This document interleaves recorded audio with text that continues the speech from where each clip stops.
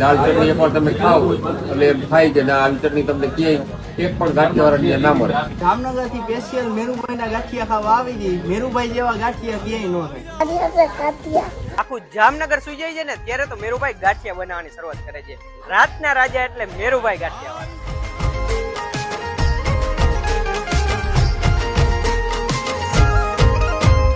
દ્વારકાનો નાથ મારો રાજા. જામનગર માં રહીએ છે ને દરરોજ નવું કઈ કે છે મિત્રો. ગાંઠિયા કા જામનગર માં મળે છે.